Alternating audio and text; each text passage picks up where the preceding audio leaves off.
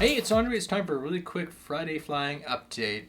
Should be out in the field, but I think we got a lot of competition with all the sports events right now, so I think tomorrow morning will be our best chance to go flying.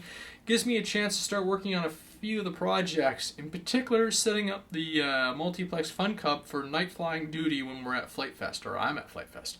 I've just started laying in some lights. You can see I've got the Hobby King nav light system, which is pretty good, so I'll be able to run all the wires underneath. And then I started putting in just stringing in some of the simple LED connections.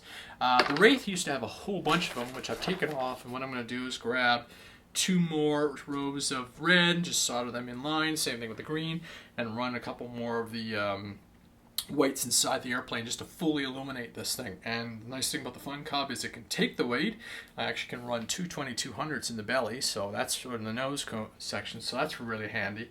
And just it will fly ridiculously slow. Eventually it's going to get painted and everything and decaled, but I don't think I've got time before Flight Fest. So that's my primary job for this evening, is to get this plane all hooked up. And maybe tomorrow night you'll see some nighttime footage with it going around. Next plane of interest is the Wraith.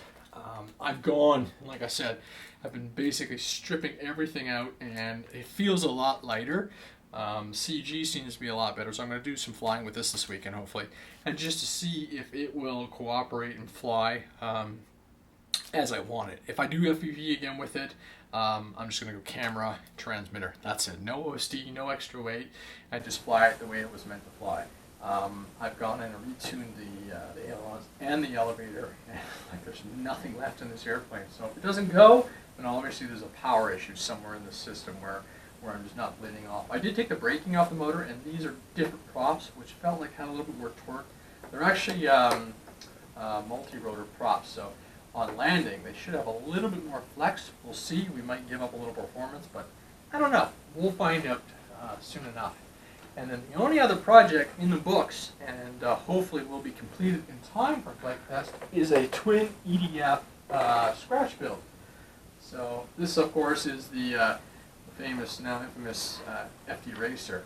And initially I was going to put the motors underneath, kind of like an ME262, but there's some concern about, picking up a lot of debris and damaging the motors or just shearing the pods off. So I'm going to put them up top, kind of CF100 Avro Canuck style, and this should work. I mean, so I've got to cut out a new scratch build FT Racer, change up the nose, and with a 3S 4000 in the front, it felt like the CG was good.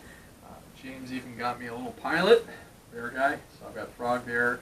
Canopy setup will be a touch different, but those are 64mm Hobby King EDFs with some Dr. Mad Thrust 40s. And again, 3S versus 4S. 4S will just burn stuff up, unfortunately, with this setup, but that's why I stuck with these motors, because I already had the EDF, sort of the ESCs and everything. And of course, if you listen to the podcast and all that fun, you heard about the quad story. I'm learning how to read these logs, and I'm going to start rebuilding the quad and get it all up, and just take really slow, progressive steps, and just ensure that there's no other kind of crazy flyaway stuff. So that's it. If you get out flying this weekend, have a great weekend. Fly safe. Cheers.